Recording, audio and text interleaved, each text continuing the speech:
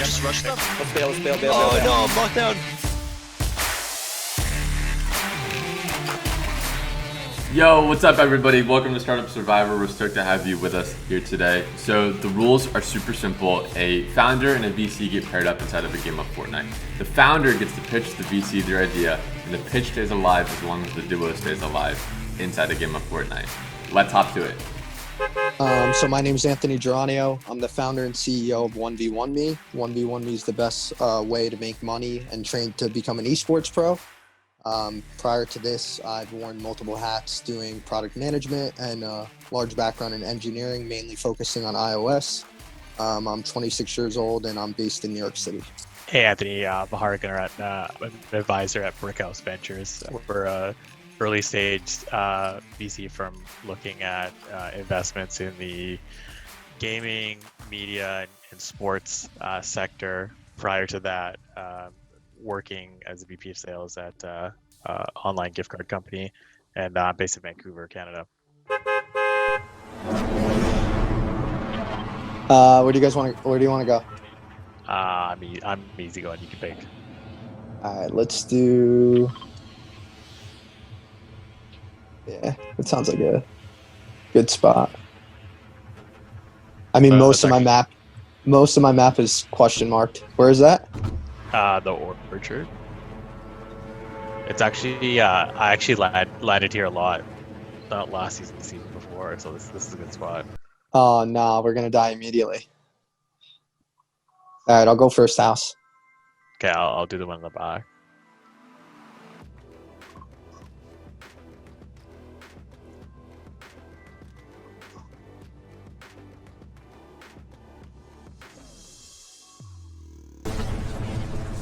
It doesn't look like anyone's landing here. There's people landing behind us. Our friends, yeah. Full squad there. Alright, dope.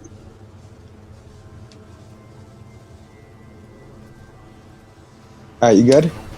I'm good. Yeah, so tell me about 1v1. I feel like it's pretty cool that we're able to talk through this 100%. while we're playing, so...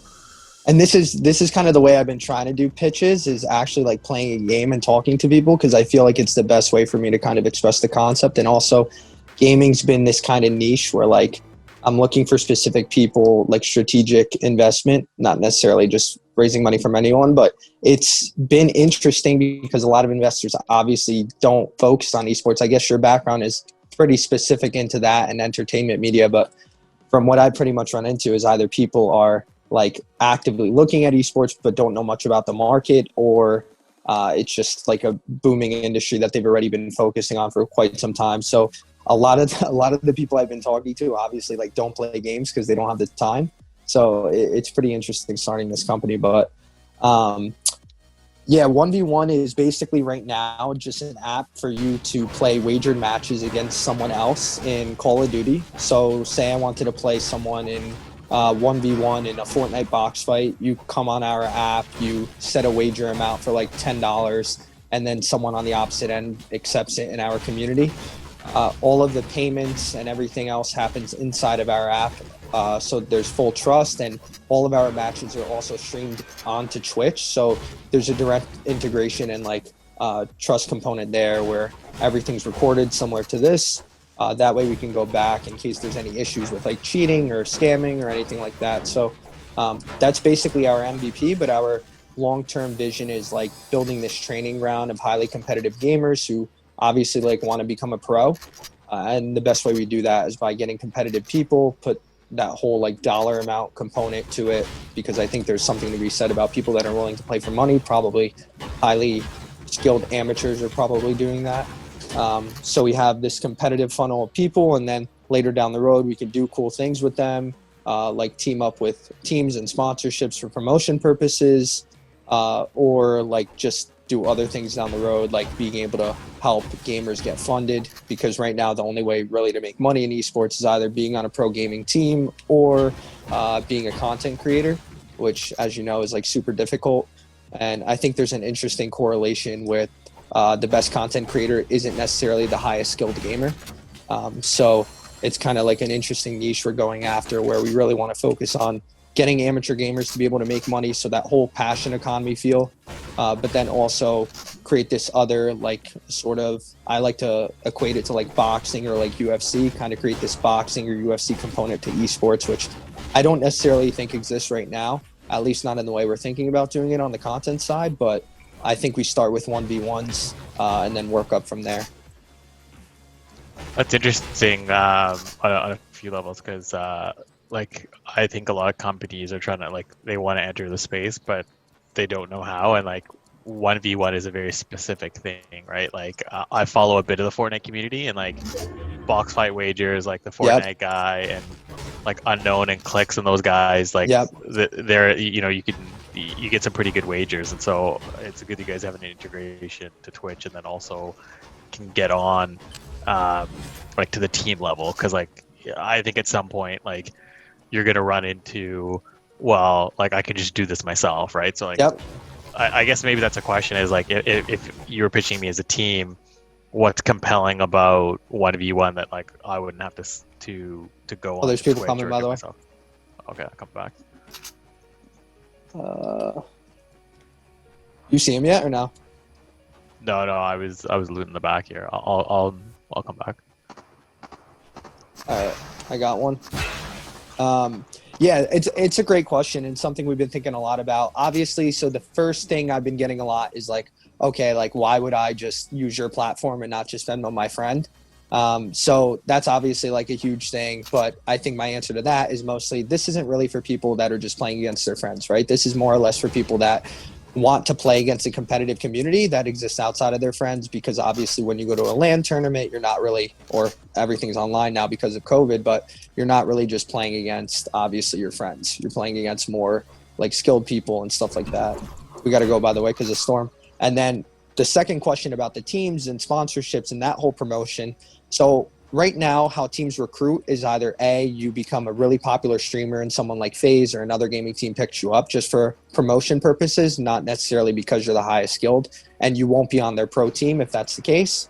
And then the other way they find you is maybe by winning a tournament very randomly. So you saw that with like the 14-year-old who won like the Fortnite World Cup and stuff like that, like just out of nowhere, just came up.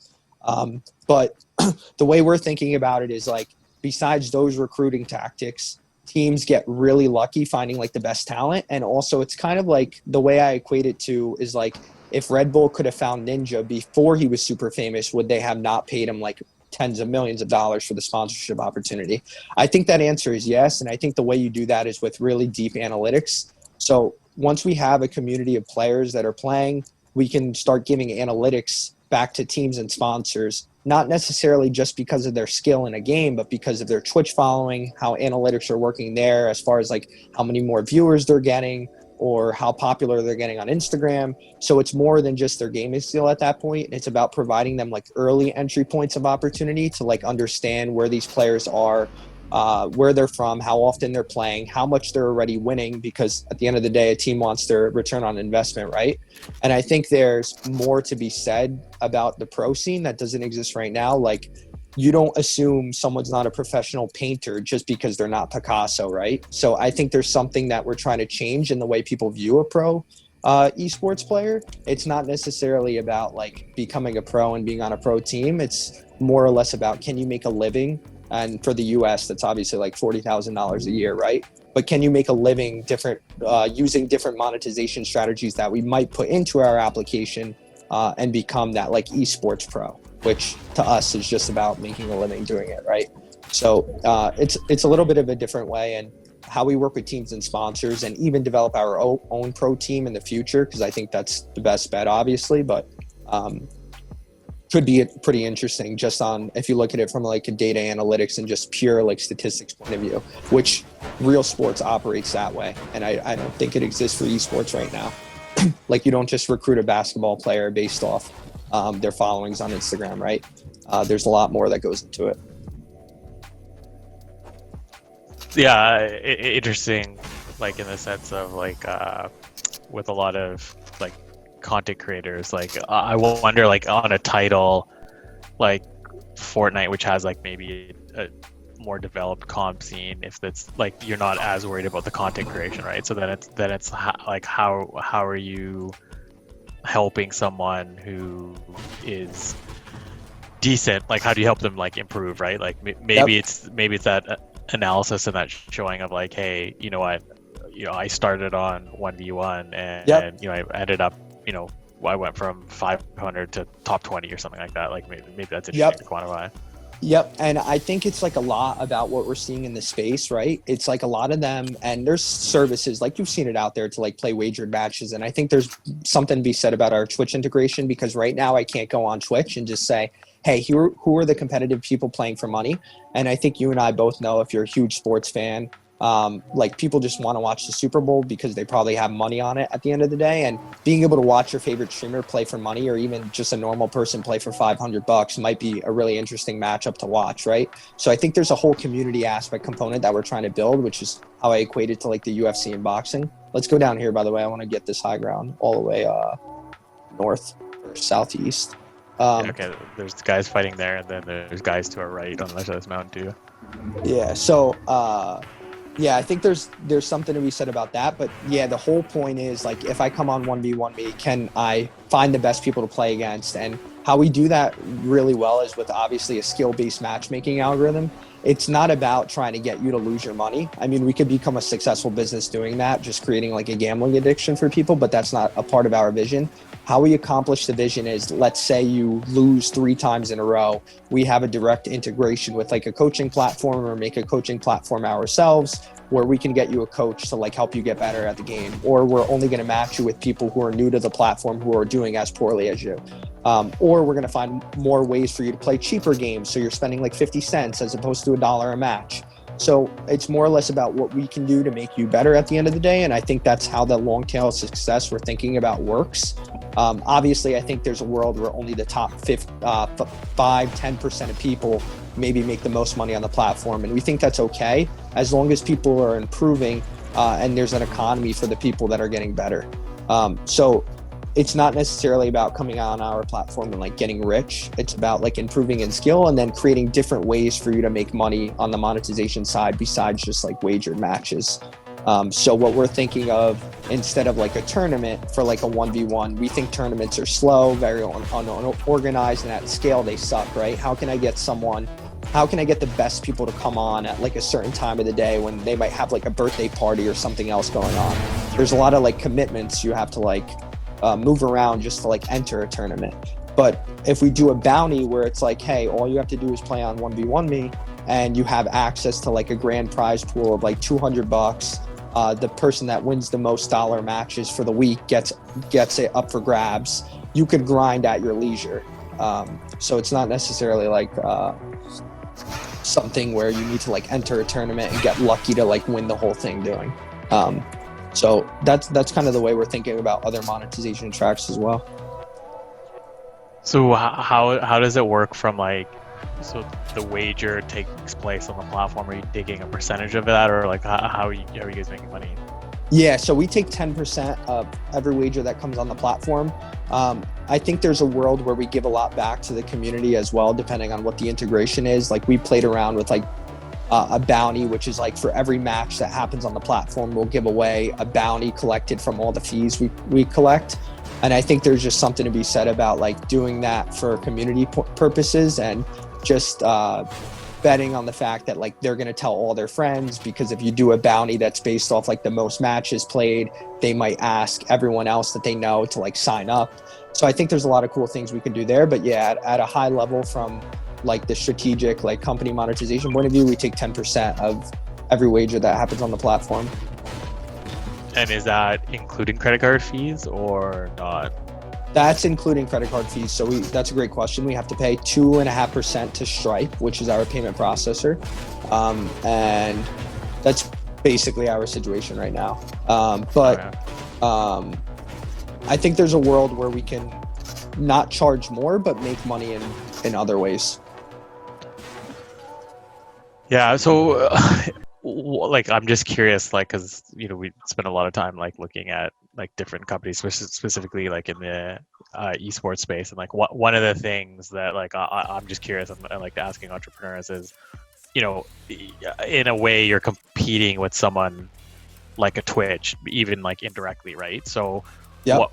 what's the I guess the stickiness of someone who's on your platform instead of like, they add them a Discord and now they're doing kind of like their wages like outside of that, and they don't have to use your platform. Like why would two players play on your platform and not just kind of bypass you, right? Like the example I use is like sometimes you can reach out to people on like Airbnb, or like if you were using like you book with someone once on Airbnb and then you Just contact go them ahead. on the side next. Exactly. Yep. So I think there's a lot of different things to unpack there. I think the main thing is like once we build up this community of reputation and we have different things like badges, leaderboards, and we have that sort of accountability component for like a reputation where it's like, hey, this is your 1v1v profile. This is what you're going to use to show off that you're the best. And if you think you're the best, you need to prove it here, not necessarily anywhere else. That's kind of what we're going after. And sure, there's probably going to be people that are going to like want to play wagers and get contact information on the side, and we'll do everything we can to like obviously stop that in a lot of different ways. But I think at the end of the day, if we build up the components, there's just going to be more money to be made on the platform if you go directly through us, right? So you're not going to get access to the bounties, you're not going to get access to like different things that are like based off different reputation in the community to be a part of. So I think there's a lot to be said about just keeping it in this space, and I think there's a lot of reasons why people wouldn't want to go outside of the platform, because we're a mobile app, right? So I think we can do a lot of things that these websites can't do, like send push notifications for when you go live, feature you in the different feeds on the app, like all of that sort of things that a lot of these other sites, because they're literally websites, can't do. And a lot of other things we're looking at is actually mobile gaming, not even console gaming. We think that's a really big opportunity for us. Are we in a fight here? Yeah, there's a kid below us. I don't know where yet. I'm editing. Oh, right here. Okay, come. Downed him.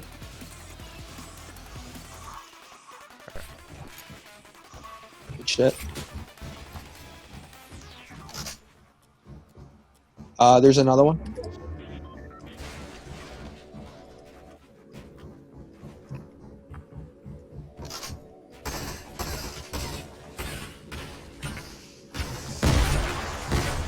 Need your bottom. No. I got naded. Try to just box up. Jordan's down. Healing.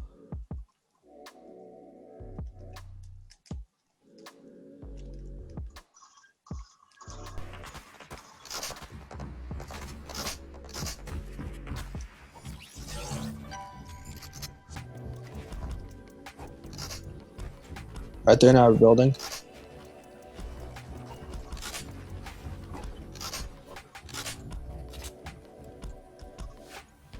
Do you have a nade?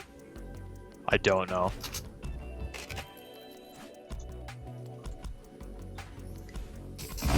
Yo, he's down here. Guy in the mountain, he's peeking. Sniper or what? All right, killed two. Two left. Yeah, they're back here. They're on this tree. Can you mark Right here? them? Yeah. Oh, I see him. Tagged him. No shield, there's shield.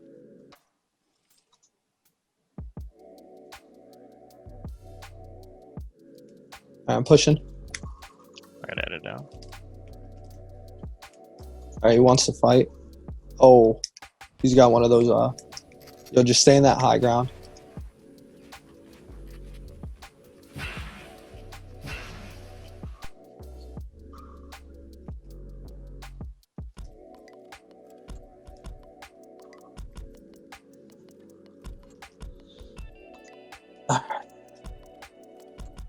It might be a 2v11. Yeah, I think it is because it says the 3, right? You play on PC? No, PlayStation. Me too. We have zone. Where's this other guy? Oh, I wish I had a need. Let me see if I there's know. something down there. I just want to pop them. Let me see if I could find one.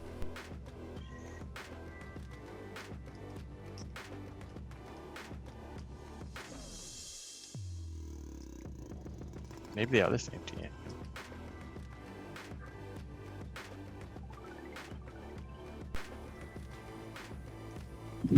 You know what? I bet you the other guy's just below us in our structure. I checked. Oh, really? Yeah. He might be, though.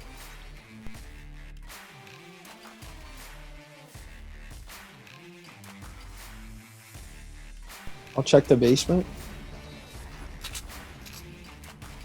Crazy, we've had no mobility either. Yep. He's there? No, no he's not mobility? here. I'm on the same level as you because I think we rotate to the other side, right? Is he in the box? Should we fight it? Is he down there?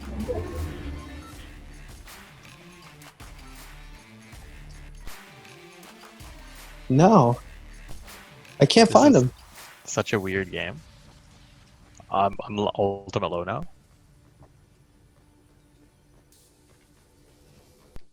And he's not above us. You see him? No. Are they by the trees?